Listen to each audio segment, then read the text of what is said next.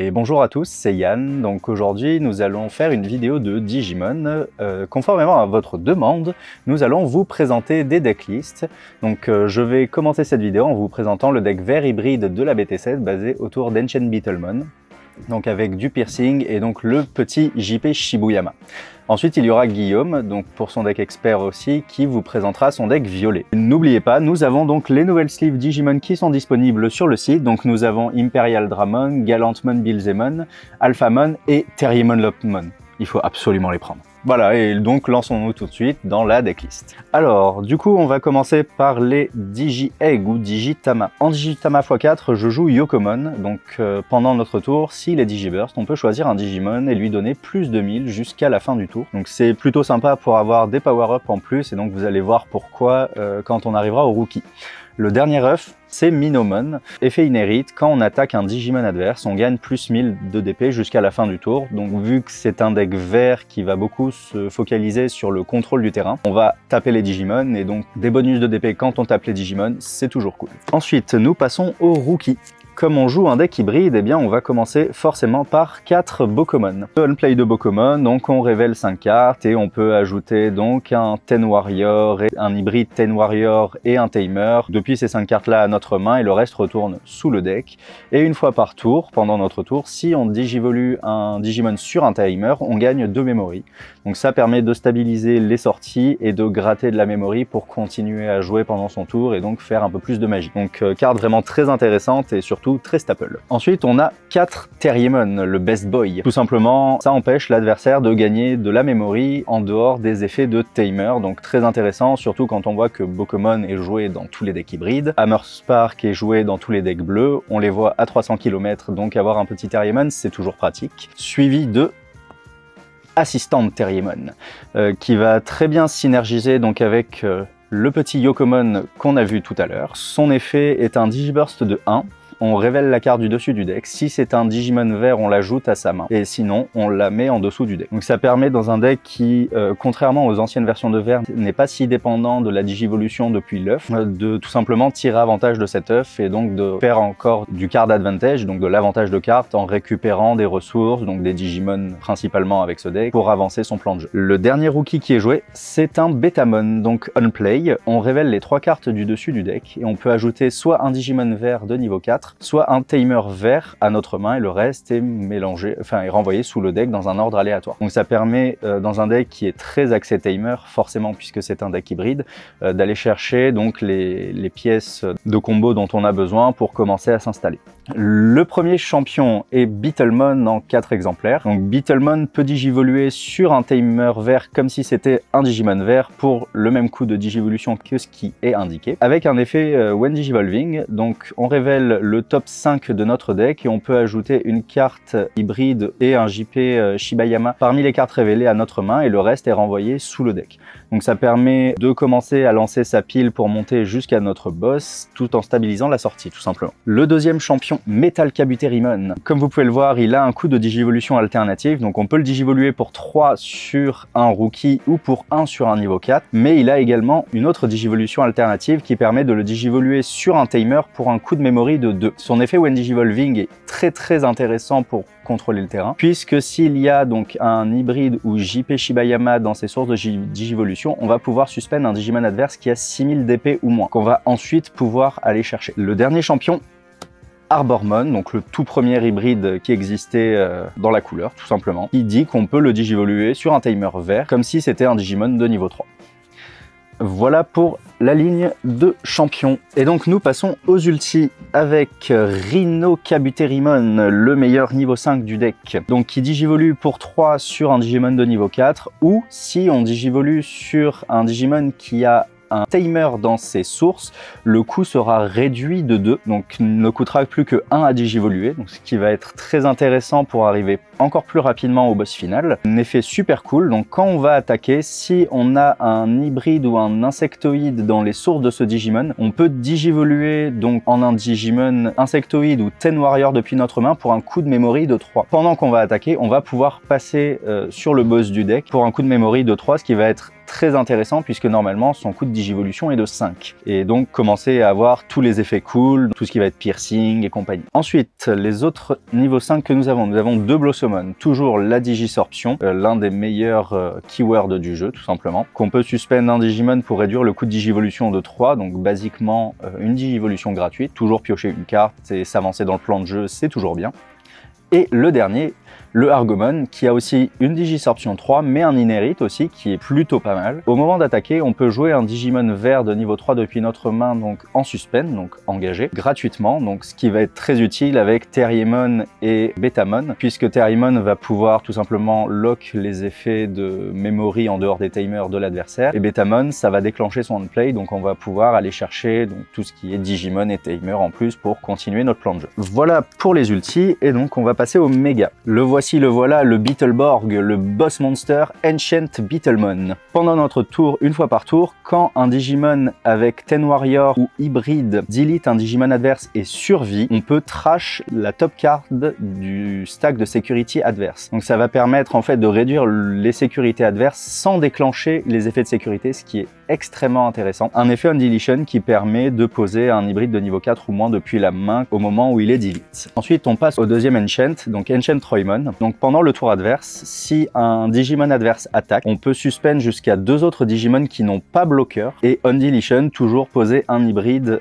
niveau 4 ou moins depuis la main. Donc cette carte est très utile pour contrôler, surtout qu'on est dans un format qui est assez agressif. Donc on vous voit les joueurs bleus. Ça permet simplement de bloquer des assauts qui vont être assez importants sur les sécurités, sachant que comme vous allez pouvoir le voir par la suite, vert n'a pas beaucoup d'options intéressantes en sécurité. Et enfin, nous avons 2 Argomon. Alors Argomon, c'est la carte la plus intéressante dans le format pour ce deck. Déjà, il a un coût de digivolution de 4, donc ce qui est un de moins que les Ancients, tout simplement. Il a la Digisorption -2, donc on peut réduire son coût de digivolution de 2, ce qui est plutôt bien. Quand il digivolue, on peut suspendre tous les timers adverses et pendant tous les tours, aucun timer adverse ne peut se unsuspend. Ça veut dire que tous les decks hybrides vont être complètement bloqués. Ils pourront faire leur digivolution, mais leurs Digimon seront suspend. Tous les timers qui demandent de suspend pour avoir un effet ne pourront pas s'activer. C'est une carte qui est vraiment géniale, vraiment que je conseille de jouer main deck. Au moins une fois, et si vous jouez un side deck, d'en mettre un deuxième en side deck.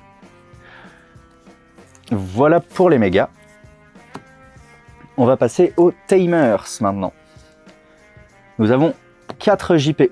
JP, tout simplement, l'effet le plus intéressant se trouve ici, c'est le piercing. C'est ce dont on va le plus profiter donc avec notre Ancient Beetlemon, puisque quand on va taper, si on tape un Digimon, du coup, Ancient Beetlemon survit, on va trash une sécurité adverse, puis derrière, avec le piercing, on va avoir un security check. Donc ça va permettre de réduire très rapidement le stack de sécurité adverse pour se rapprocher le plus vite de la victoire. Ensuite, nous avons 3 Mimi Tachikawa, tout simplement l'un des meilleurs timers du jeu. Elle permet de set la memory à 3 au début de notre tour si on est en dessous de 3. Si on contrôle un Digimon vert de niveau 5 ou plus, on peut la suspend pour sortir le Digimon de la Raising Area ou tout simplement Hatch un œuf. Toujours l'effet de sécurité qui fait qu'elle peut se jouer directement. Voilà, je pense pas qu'il y ait grand chose à dire sur Mimi, si ce n'est que c'est un excellent timer. Et enfin, les options.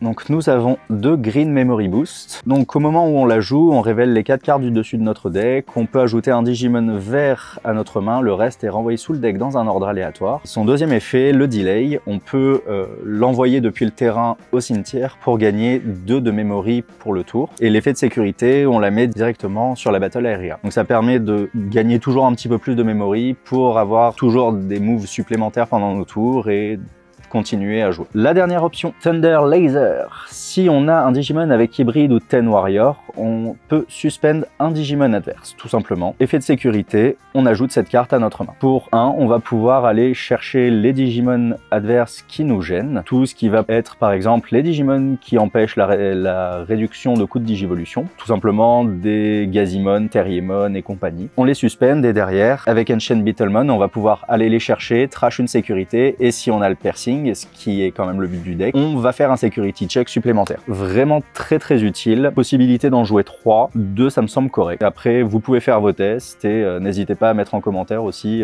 si vous avez des idées ou des suggestions. Et donc voilà la liste au complet. Donc le truc que je trouve vraiment hyper intéressant avec le deck, c'est que vous pouvez partir sur des optiques un peu différentes. Par exemple, si vous n'avez pas de Mimi Tachikawa ou que vous voulez plus partir sur une optique de contrôle de terrain, vous pouvez remplacer Mimi par Kenichi Joji, donc le timer de la BT 1.5, qui a l'effet donc de vous 7 à 3 de memory en début du tour, donc comme Mimi, mais également lorsque vous allez delete un Digimon adverse au combat, vous pouvez le suspend pour gagner un memory. Comme le contrôle de terrain, c'est une des optiques de vert, c'est une option très intéressante à considérer. De la même manière, si vous partez plus sur une optique de contrôle de terrain, vous pouvez retirer Assistant, Terriermon et Yokomon et partir plus sur une liste avec 3 Minomon et Pinamon, donc un autre Digitama qui fait piocher lorsqu'on attaque un Digimon adverse, et la Palmon du starter deck, donc qui vous permet de gagner 2000 d'épée pour l'attaque lorsque vous attaquez un Digimon, passer des paliers plus hauts pour atteindre des Digimon plus gros, et toujours faire des security checks avec Ancient Beetlemon. Voilà, donc il y a pas mal d'options qui peuvent être vraiment cool. Vous pouvez aussi jouer Nidogmon si jamais l'envie vous en dit. On le voit plus trop dans le format, mais il est quand même joué donc dans certains side decks. Ça reste toujours une option très intéressante à considérer, je pense, puisque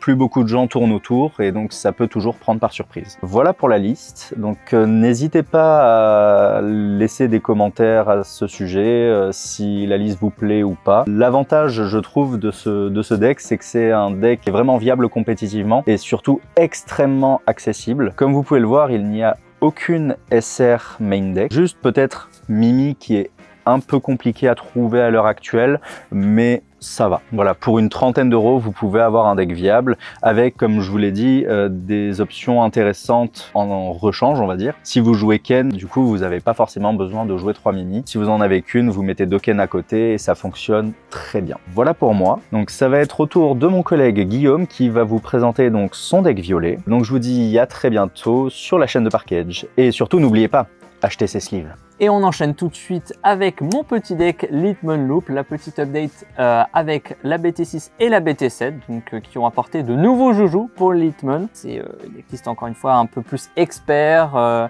donc voilà, on va direct attaquer donc le deck avec les ratios. Donc pour les Digitama, ça va être très simple, 4 Demi-Meramon, même raisonnement que la dernière fois, n'hésitez pas à regarder l'ancienne vidéo bien sûr, le référencement, tout ça vous connaissez. Et donc Demi-Meramon en fait c'est le meilleur bébé pour piocher, filtrer, envoyer des cartes en trash. Et comme on a un deck assez agressif, on n'a pas besoin du 5e bébé, donc 4 Demi-Meramon, c'est amplement suffisant. On va attaquer maintenant les rookies. Alors les rookies, ça va être assez simple. On va mettre 4 Gabumon, toujours la même idée, piocher 2, trash 1 en inherit, donc piocher des cartes, filtrer, remplir sa trash. C'est le meilleur rookie qu'on veut en début de partie parce qu'on veut juste piocher et remplir notre trash. Le deuxième meilleur, Tsukaimon. Donc Tsukaimon en inherit, si le Digimon au-dessus est d'élite, eh bien vous allez gagner un memory. Sachant que on va avoir tendance à ce que nos petits niveaux 4 et niveau 5 soient d'élite. Vous verrez par la suite, le petit gain de memory, eh ben, il fait bien plaisir. Ensuite, on rajoute 2 Elecmon. Vous avez entendu le mot gagner un de memory juste avant. Est-ce que vous connaissez des cartes qui empêchent de gagner de la memory? Évidemment oui, vous pensez à Terriermon que mon compère Yann vous a présenté précédemment. Eh bien Terriermon et ses autres acolytes qui empêchent de gagner de la memory par des effets, eh bien ils nous enquiquinent. Et donc Elecmon, lorsqu'il est d'élite, eh bien on va pouvoir d'élite un autre niveau 3 en face. On va pouvoir détruire ces fameux Terriermon pour ensuite développer notre jeu et gagner de la memory par. Et ensuite le dernier petit rookie, donc pour seulement 11 rookies, un Impmon qui nous permet de récupérer une Litmon de notre trash en discardant 1, sachant qu'on peut discard juste pour remplir notre trash si on veut, et voilà, donc c'est plutôt cool. Par contre à on-play, donc voilà, seulement 11 rookies, ça peut paraître faible, mais on a pas mal de champions qui peuvent se play cost pour 4. Donc c'est pas très grave si on n'a pas de rookie de juste play un niveau 4, sachant qu'en plus si vous jouez compétitivement vous avez désormais le mulligan, et donc si vous n'avez pas de niveau 3 et vraiment une main injouable, et bah vous pouvez renvoyer votre main et rechoper soit des niveaux 4 bien à jouer, soit des timers qui vont vous aider à fixer votre main, ou alors des rookies tout simplement. Donc voilà, 11 rookies. Encore une fois les rookies ça peut être changeable, on peut mettre plus d'Elecmon, on peut mettre des Gazimon pour le mirror match, enfin voilà quoi, il y a plein de possibilités, on peut jouer sans Limpmon. Et on va passer maintenant à la petite partie qui peut faire débat. Une nouveauté de BT7, ce sont les Icemon. Alors, je joue actuellement avec la restriction qui viendra en BT8. Donc, le Icemon va être limité à un exemplaire dans vos decks. Donc, jouez avec cette limitation. Mais évidemment, actuellement, si vous voulez jouer compétitivement, vous pouvez jouer 4 Icemon Scatter Mode et 4 Icemon pour évidemment décupler la puissance de votre deck. Mais voilà, pour l'instant, déjà, Litmon, c'est pas forcément un deck pour se faire des amis, donc si vous jouez avec un deck un peu moins puissant, vous avez des chances d'avoir des adversaires. Donc, qu'est-ce que font ces petits Iceman?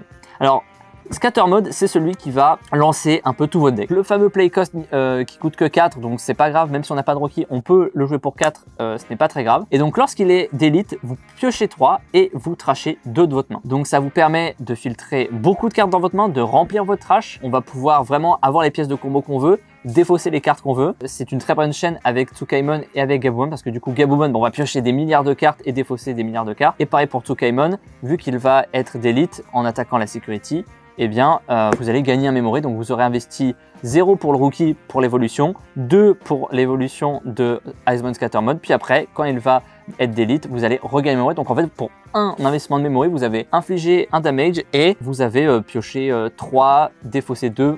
Si vous avez évolué par-dessus numéro 1, il y aura une pioche 1 défaussé en plus et le petit gain de memory. Donc ça va vous faire passer à 2-3 de memory, donc c'est vachement cool. Donc le fameux Iceman qui est du coup restrict à un exemplaire à partir de la BT8. Lorsqu'il est trash de votre main, si vous avez un Iceman Scatter Mode dans la trash, eh bien vous allez pouvoir le jouer gratuitement sans payer son coût. Vous allez perdre un level 4 pour gagner un level 4. Donc vous n'avez pas de perte entre guillemets de board tout en ayant infligé un dégât, tout en ayant pioché des cartes. Perdez 2 cartes en main avec Iceman Scatter Mode, mais au final la carte va se jouer gratuitement, donc vous ne la perdez pas vraiment. Un petit effet qu'on oublie trop souvent, c'est lors de votre tour, pour chaque Iceman Scatter Mode dans la trash, il gagne un petit 2000 de DP. Donc la plupart du temps, eh bien, il va avoir 7000 parce qu'en général on va le défausser quand on a au moins un Iceman Scatter Mode dans la trash. Si vous avez plein d'autres Scatter Mode, eh ben, il peut taper à 9, 11 pour un maximum de plus 8, donc vous pouvez taper à 13 avec juste un petit Iceman. Un petit Iceman qui vient chercher les level 6 qui sont à 11-12, c'est assez rigolo. Là, dans les tournois récents où je jouais 4 Iceman, il y avait des fois où je juste gagnais la game parce que j'attaque avec mon Scatter Mode. Je pioche 3, je défausse 2 Iceman et j'ai infligé un dégât et j'ai déjà 2 dégâts de près et un rookie à l'arrière et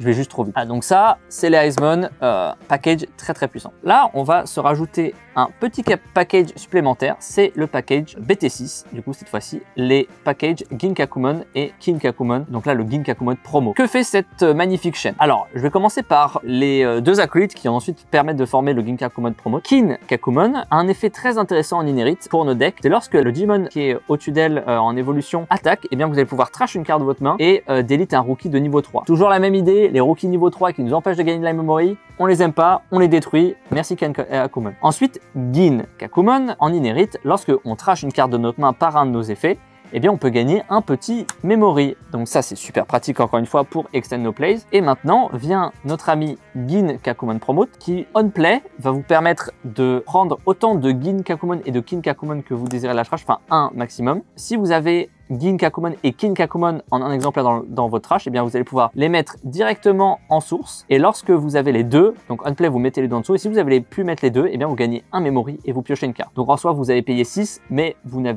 regagnez un memory, donc vous avez investi que 5. En plus, lorsqu'il attaque, eh bien vous allez pouvoir faire l'effet de Kinkakumon, trash un de votre main, détruire un niveau 3 rookie en face s'il y en a. S'il n'y en a pas, eh bien c'est pas grave, on a trash un de votre main pour gagner un memory grâce à Ginkakumon, comme si on transformait notre carte en main pour un Hammer Spark pour encore extend nos plays. Et donc ça, on aime bien. Je n'ai pas précisé, mais Ginkakumon Promote a la capacité rush. C'est pour ça quand on le play, en fait, on va pouvoir attaquer instantanément avec. Chose très importante, il a un evolution cost de 2 par-dessus un niveau 3, mais il a un evolution cost de 1 par-dessus un niveau 4. Et donc ça peut être super intéressant si par exemple on fait un petit tour Iceman Scatter Mode qui tape. On pioche 3, on défausse 2. Dans notre défausse, on invoque un Iceman. L'Iceman ne va évidemment pas pouvoir attaquer ce tour-ci, mais ce qu'on peut faire, c'est payer un petit memory par-dessus. Donc on pioche notre carte pour l'évolution. Et du coup, il a rush. Donc on évolue par-dessus un niveau 4, donc on a besoin que de payer 1. Et comme il a rush, bah, cette fois-ci, on va pouvoir attaquer. Donc en fait, ça nous fait une attaque supplémentaire sans avoir besoin d'attendre. Alors là, vous avez l'engine, mais vous allez voir que plus tard, on aura des moyens de le ramener, ce petit Ginkakumon Promote, avec des effets et donc pouvoir le trigger et attaquer plein de fois. Alors ça, c'est, on va dire, l'update post-nerf avec donc la BT8. Donc lorsque Iceman sera limité à 1, et bien moi, j'ai décidé de mettre 2 Devimon pour en fait la chaîne d'évolution pour 1, qui coûte pas très cher. Et c'est un bloqueur, ça peut être bien contre tous ces decks un peu Gabumon ou des decks comme ça qui aiment bien vous taper avec des niveaux 3. Parfois contre les rouges qui vous tapent à 10 milliards de security ou même noirs, hein, maintenant qui avec X Antibody qui peut vous taper très fort. Bien parfois un petit bloqueur, ça fait du bien. On va passer au package du niveau 5. Alors c'est assez simple parce qu'il n'y en a que 2. x4 chacun. Le package Cerberusmon, c'est un ancien package, on va dire, donc de la BT4. Cerberusmon, il évolue pour 3. Il a un Undelete qui vous dit que vous piochez 2 et vous trachez 1. Donc vraiment le classico-classique de violet. Jusque-là, bon, pas de problème. Par contre, on a ce magnifique Cerberus Werewolf Mode qui nous dit lorsqu'il est on play, donc vous allez le payer 9 de votre main, vous pouvez détruire un de vos Cerberusmon, donc pas Cerberusmon Werewolf Mode, mais vraiment exactement une carte qui s'appelle Cerberusmon seulement. Vous allez le delete et vous allez regagner 9 de memory. Si vous avez un Cerberusmon, vous payez 9, vous le détruisez, vous regagnez 9. Donc en fait, vous avez pas perdu de memory. Vous avez trigger du coup le pioche 2 des Faussins. Cerberusmon Werewolf Mode a le rush. Donc pareil, il peut attaquer instantanément après avoir détruit un Cerberusmon. Donc si on est chanceux, on peut attaquer avec le Cerberusmon. Il ne meurt pas par un effet security. Ce qui peut arriver mine de rien dans cette méta timer parce que quand vous attaquez, il y a souvent plein de timers ou plein de d'hybrides qui ont 5000 ou moins. Cerberusmon attaque, il survit. Vous ensuite jouez le Cerberusmon Werewolf Mode et du coup vous pouvez réattaquer avec le Cerberusmon Werewolf Mode. Donc vous avez fait 2 attaques pour 0 memory. Donc c'est vraiment un investissement. Donc là où cette combo va prendre tout son sens, ce sera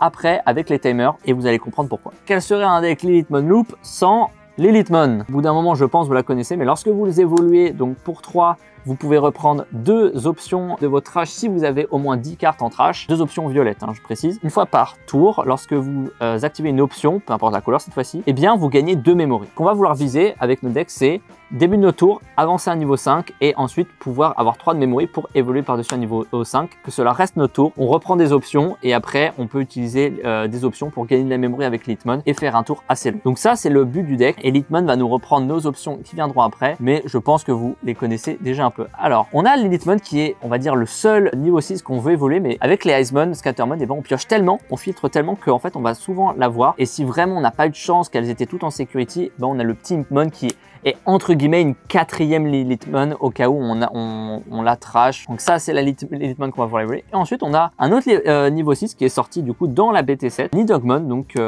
il a un effet lorsqu'il est trash de votre main, vous allez pouvoir gagner un memory. Tout simple, mais imaginez la value d'un Icemon Scatter Mode à un petit Tsukaimon en dessous de lui. Donc vous avez investi 2 pour évoluer le Scatter Mode, vous attaquez, vous gagnez 1 par le Tsukaimon parce que le Scatter Mode meurt, vous piochez 3, vous défaussez Icemon, donc vous avez perdu votre niveau 4, vous en regagnez un, et vous redéfaussez un Nidogmon, donc Tsukaimon Nidogmon vous ont fait gagner un memory. Donc en fait vous avez infligé un dégât et perdu 0 board. Donc vous avez perdu 0 board, 0 memory, vous avez tout rentabilisé. Donc ouais, vraiment Nidogmon très très bon encore une fois pour extend no plays, gagner de la memory. C'est vraiment une très bonne carte. Si vous voulez évoluer par-dessus un niveau 5, vous pouvez trash un de votre main et détruire un niveau 4 ou moins en face. Mais très souvent, vous ne le ferez pas, vous voudrez juste le discard. Dernier Digimon, Omnimon Svar, toujours une très très bonne carte, mais on est un peu moins basé sur de la loupe. Effectivement, la méga Digimon Fusion a été bannie, même pas de limitation, non, pas comme Icemon, non, banni. En effet, c'était trop puissant. Ça nous permettait vraiment de jouer plusieurs Omnimon Svar pour très peu cher, de ramener des boards de ouf et d'attaquer le même tour pour reprendre la Lilithmon et réévoluer instantanément parce qu'il avait ramené un niveau 5 et c'était vraiment très très puissant. Désormais,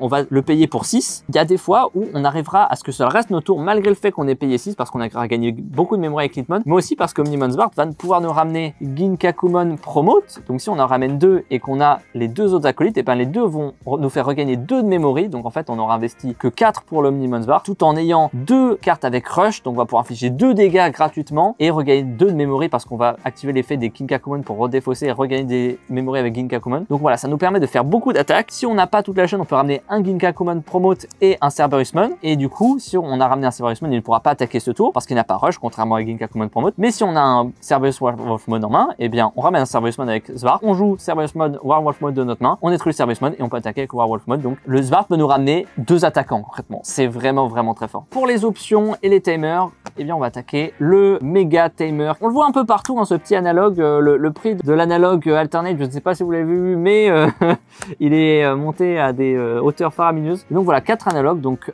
c'est bête, mais Lilithmon, qu'est-ce qu'on veut faire? On veut choper nos pièces de combo, donc nos Digimon, nos Lilithmon, envoyer des cartes en trash. Et bien analogue, lorsque vous le jouez pour un investissement de 2, et bien on play, vous regardez les 3 cartes du dessus de votre deck, vous prenez un Digimon, peu importe la couleur, et vous trashez le reste des cartes. Donc et bien ça remplit notre trash, vous ajoutez le Digimon que vous voulez. Et donc l'autre effet qui est très important dans ce deck, qui est un peu pour moi la façon dont on arrive à remonter à 3 memory désormais avec Lilithmon, vous allez avoir une chaîne de Digivo avec Cerberus. Soit vous avez fait une évolution normale comme ça, soit vous avez eu la chance de taper avec un Icemon, du coup il est mort, du coup vous avez pioché 3 défaussé 2, vous rejouez Icemon, gratuitement il ne peut pas attaquer ce tour, et du coup pour redonner le tour adversaire, et bien vous payez vos meilleurs 3, vous mettez Cerberusmon par-dessus l'Icemon, il ne pouvait pas attaquer donc autant évoluer par-dessus, et du coup si vous êtes comme ça, avec analogue à l'arrière, et bien Si on vous le détruit, vous pourrez activer l'effet d'analogue. Évidemment, le mieux, ce qu'on préfère faire, c'est analogue du coup ici, et on a un petit Cerberus Moon à l'arrière. Si vous avez un de memory, à votre début de tour, vous mettez Cerberus Moon Werewolf Mode directement. Si vous vous sentez assez couillu, vous pouvez attaquer avec Cerberus Moon, mais s'il meurt, bon, on sera plutôt déçu. Werewolf Mode va nous le delete. On regagne nos 9 memory, ça a été gratuit. Effet d'analogue, eh bien, on va pouvoir gagner un de memory, donc là on passe à 2, et on va pouvoir remettre un 9, donc ce qui va accélérer, pouvoir remettre des rookies, donc pouvoir développer des Digimon plus rapidement pour infliger des petits dégâts rapidement. On a Cerberus Moon et sûrement tous les inhérites qui étaient en dessous qui vont s'activer, donc pioche 2, défausse 1. Et donc si dans la défausse on a un petit Nidogmon, eh bien on va regagner un memory. Donc vous avez dit avec analogue on est passé à 2, avec Nidogmon on passe à 3. Si on n'a pas Nidogmon mais qu'on a pioché, je vais vous la montrer tout de suite, si on a pioché un petit Jackraid, eh bien on va pouvoir l'activer et passer à 3 de memory, et un niveau 5 et 3 de memory, eh bien c'est tout ce qu'on veut dans l'Hitmon. On peut évoluer sur l'Hitmon,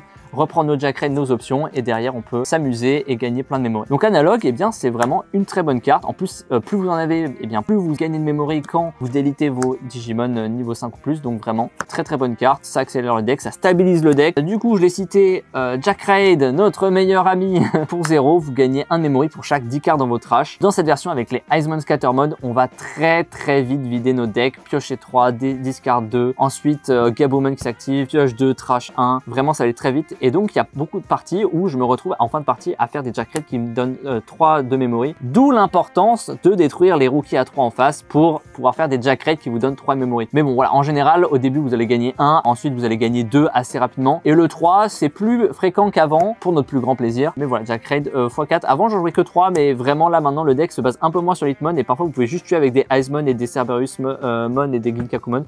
Alors, en petit tech card en x1 en option, on a Underworld Skull qui va nous permettre, lorsqu'elle est trash, de piocher, donc toujours de cette idée de piocher, filtrer des cartes pour vider notre deck et piocher des Jackraid pour qu'ils nous donnent plein de memory. Et en plus, c'est une option à 4 qui, en active main, vous permet de ramener un niveau 4 et donc de garder Season Play. Donc si vous avez un Ginkakumon et toute la chaîne, vous payez 4, vous mettez ces deux acolytes en dessous, vous regagnez 1 par lui, donc vous avez payé concrètement 3 memory pour avoir un attaquant avec rush. Vous allez attaquer, vous allez pouvoir défausser un, regagner memory, donc en fait vous avez investi que 2 memory. Si évidemment vous avez pu faire en sorte que cela reste votre tour. Vous investissez 2 memory pour faire une attaque et détruire un niveau 3, donc c'est très fort. C'est une option violette, donc on peut le reprendre avec l'Hitmon. Ça nous permet vraiment parfois avec l'Hitmon de pas forcément reprendre des Jackraid, mais vraiment des cartes pour faire des attaques supplémentaires et tuer en un tour. C'est vraiment un deck qui peut OTK et faire facilement sauter 4 sécu d'un coup et tuer dans le même tour si on a un bon setup. Carte qui est un peu dans la même idée, récupérable avec l'Hitmon, Demonic Disaster. Donc Demonic Disaster, c'est assez simple. Active main, vous choisissez un de vos Digimon, vous le delete et vous redressez un de vos Digimon violet. Donc ça nous permet d'attaquer avec un rush. Potentiellement, il a survécu, sachant que Cerberus Mon, Werewolf Mon, 9 minutes de DP, donc c'est vraiment pas mal. Nos gros tons, évidemment, Omnimon Bart ou l'Hitmon, vous pouvez parfois vous permettre d'attaquer avec parce qu'ils ont 11 000 et bon,